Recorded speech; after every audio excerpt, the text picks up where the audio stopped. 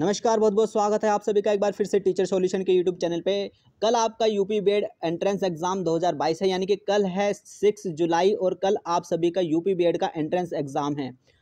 मुझे पता है कि आप बहुत ज़्यादा एक्साइटेड होंगे क्योंकि कल आपका एग्जाम है। काफ़ी दिनों से आप इस एग्जाम की वेट कर रहे थे कि कब आप एग्जाम अटैम्प्ट करें और फिर आपको कब अच्छा कॉलेज मिले और कब आप उसमें अपनी बीएड करें। ठीक है, तो कल आपका यूपी बीएड का एंट्रेंस एग्जाम है और मैं आशा करता हूं कि आपकी तैयारी भी काफ़ी अच्छी होगी। इस वीडियो में हम बात करेंगे इस अपडेट की जो कि न्यूज़पेपर में निकल के आई है, और बात करेंगे इस वीडियो में कि क्या क्या एग्जाम में आपको लेकर जाना है। और मैं वीडियो में आपको बताऊंगा कि लास्ट टिप्स मैं कुछ आपको दूंगा जो कि एग्जाम के लिए काफ़ी ज़्यादा आपके लिए बेनिफिशियल रहेंगी, इंपॉर्टेंट रहेंगी। ठीक है, चैनल पे नए हैं तो चैनल को सब्सक्राइब कर लीजिएगा और बेल आइकन को जरूर प्रेस करिएगा जिससे कि आपके पास वीडियो के नोटिफिकेशन आते रहे। ऑल द बेस्ट सभी को, क्योंकि आपका कल एग्जाम है और आप लोग काफ़ी ज़्यादा एक्साइटेड भी होंगे। ठीक है, जैसे ही आपका एग्जाम फिनिश हो जाएगा तो हम बात करेंगे कट ऑफ को लेकर, आपके बीएड के रिलेटेड है ना, और कट ऑफ से रिलेटेड आपके कॉलेज के आपको कौन कौन सा कॉलेज आपको मिल सकता है। बात करेंगे उन जेन्युइन कॉलेज की जो यूपी बीएड में जेन्युइन कॉलेज हैं जो कि एनसीईटी के द्वारा मान्यता प्राप्त हैं। ठीक है, तो सारी बात करेंगे जैसे ही आप एग्जाम फिनिश कर लेंगे अपना। ठीक है, और इस वीडियो में बताऊंगा कि कैसे आपको अपना एग्जाम अटेम्प्ट करना है, कौन कौन सी बातें आपको याद रखनी है, कौन कौन सी बातें आपको ध्यान रखनी है, कैसे आपको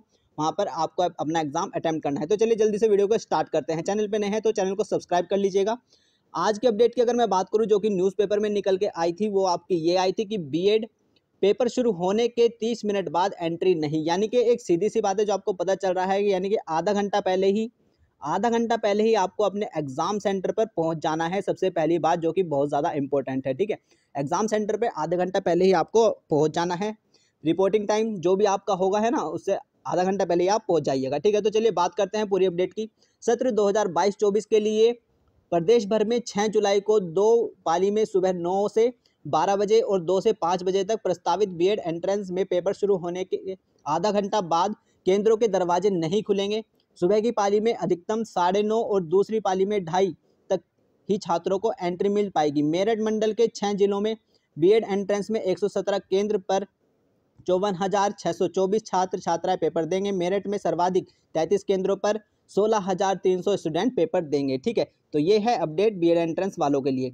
अब बात करते हैं फटाफट से जो कि सीसेसू से रिलेटेड है। वीवी प्रशासन के साथ बैठक, दिए गए निर्देश। सोमवार को 6 जुलाई के एंट्रेंस के लिए जिला प्रशासन, विश्वविद्यालय प्रशासन, केंद्र अध्यक्ष, पर्यवेक्षक, सेक्टर एवं स्टैटिक मजिस्ट्रेट और यातायात पुलिस के अधिकारियों के साथ बैठक हुई। कुलपति professor Sangeeta Shukla, nodal officer Dhirendra Kumar, nodal समय डॉक्टर विजय जायसवाल ने नकलविहीन परीक्षा कराने के लिए निर्देश दिए हैं। सभी केंद्रों को परीक्षा सामग्री सौंप दी गई है। डॉक्टर विजय जायसवाल के अनुसार केंद्रों पर परीक्षा की समस्त तैयारी पूरी कर ली गई है। ठीक है, तो ये हैं आपके सेंटर जो कि हैं, आप देख सकते हैं सारे।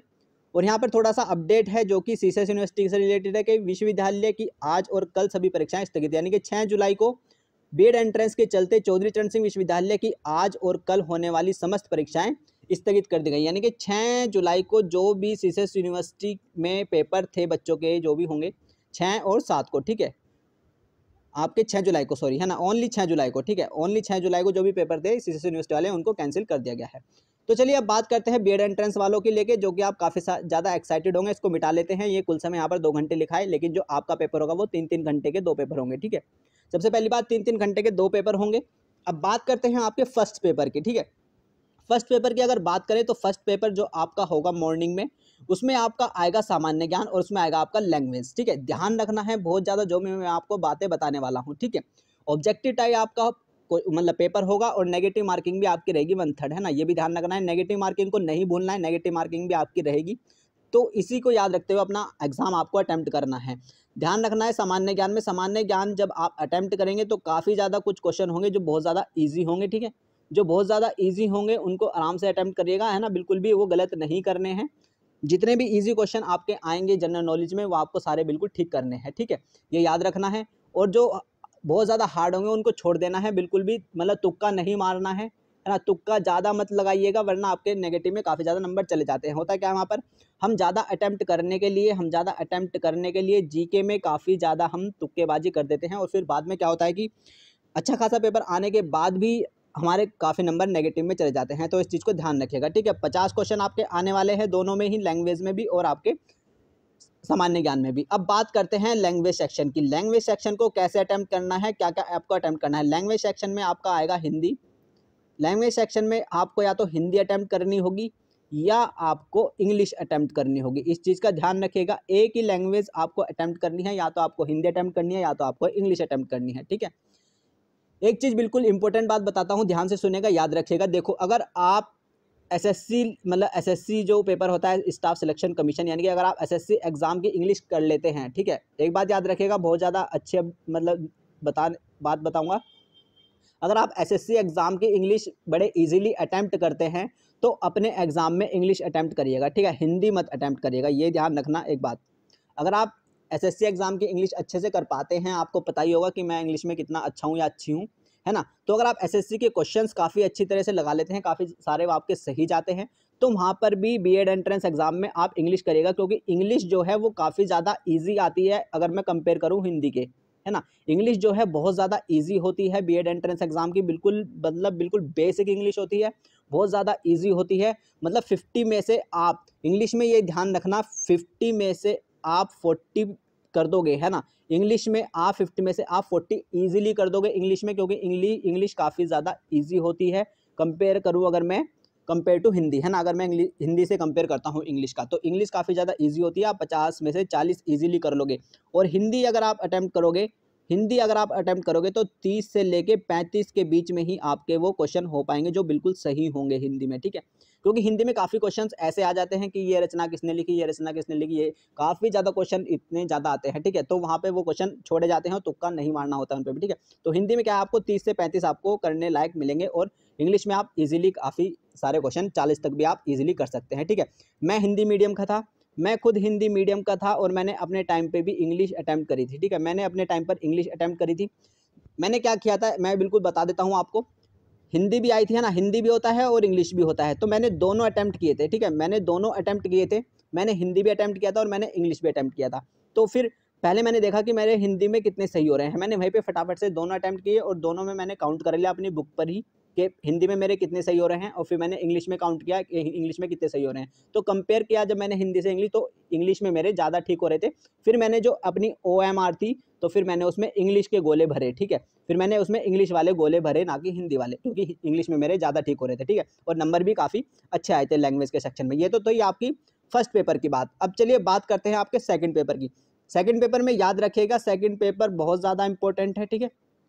सेकंड पेपर में जो आपका सेक्शन 1 होगा, यानी कि आपका रीजनिंग का सेक्शन होगा, ठीक है। रीजनिंग के सेक्शन में आपको 50 क्वेश्चन मिलेंगे, ये भी आपका 3 घंटे का रहेगा, दूसरा पेपर भी, ठीक है। रीजनिंग के सेक्शन में आपको 50 क्वेश्चन मिलेंगे, और इस 50 क्वेश्चन में से आपको 45 प्लस क्वेश्चन करने ही करने हैं, ये ध्यान रखना बस। रीजनिंग के सेक्शन में कुछ भी हो जाए, आपको बिल्कुल भी क्वेश्चन नहीं छोड़ने हैं, है ना। चाहे भले ही कितना ही टाइम लग जाए, लेकिन आपको रीजनिंग के क्वेश्चन बिल्कुल नहीं छोड़ने हैं। 50 में से 45 प्लस क्वेश्चन आपको रीजनिंग में करने हैं। अगर आप रीजनिंग में कम करते हैं तो फिर आपके स्कोर जो है काफ़ी कम बनेगा, और जो कि काफ़ी दुख देगा आपको बाद में, ठीक है। तो रीजनिंग के सेक्शन में आपको 50 में से 45 प्लस किसी भी हालत में करना ही करना है। 49 48 हो जाए तो बहुत ज़्यादा अच्छी बात है, ठीक है। और 50 तो 50 हो जाए तो भाई मज़ा ही आ जाएगा, ठीक है। तो ये ध्यान रखना। अब बात करते हैं आपके विषय की, यानी कि सब्जेक्ट की। सब्जेक्ट अगर आप साइंस से हैं तो आपके साइंस के क्वेश्चन आएंगे, ठीक है। अगर आप आर्ट साइड से हैं तो आपके आर्ट साइड के क्वेश्चन आएंगे।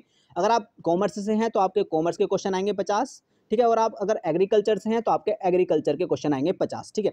अब ये क्वेश्चन काफ़ी ज़्यादा अच्छा बनाता है अब यूपी बीएड एंट्रेंस एग्जाम 2020 से। अगर मैं कंपेयर करूँ 2020 से, सब्जेक्ट के जो क्वेश्चन है वो काफ़ी मतलब उसका जो लेवल है वो काफ़ी अच्छा आने लगा है, ठीक है। साइंस में काफ़ी अच्छे न्यूमेरिकल्स भी देखने को मिलते हैं, फिजिक्स के कुछ न्यूमेरिकल मिलते हैं, ठीक है। और मैथ्स में अगर मैं बात करूं, आपका वो भी मिल जाता है, इंटीग्रेशन वाले क्वेश्चन भी कभी कभी 12th वाले वो दे देते हैं, जैसे कि हमारे 2020 में आए थे, है ना। तो मैथ्स में काफ़ी कुछ अच्छे क्वेश्चन आपको देखने को मिलते हैं। तो इसलिए मैं कह रहा हूँ कि रीजनिंग में आपको बिल्कुल भी नहीं छोड़ना है, रीजनिंग को आपको पूरा का पूरा ही अटैम्प्ट करना है, जिससे कि आपका यहाँ पर थोड़ा, अगर आप मतलब सब्जेक्ट में कम करें तो यहाँ पर आपका कवर हो जाए वो, ठीक है। तो यही था विषय वाली बात, ये आपको बिल्कुल याद रखनी है। तो ये सब मैंने आपको बताया, ये सब आपको याद रखना है। इंग्लिश जो होती है वो काफ़ी ईजी होती है, ठीक है।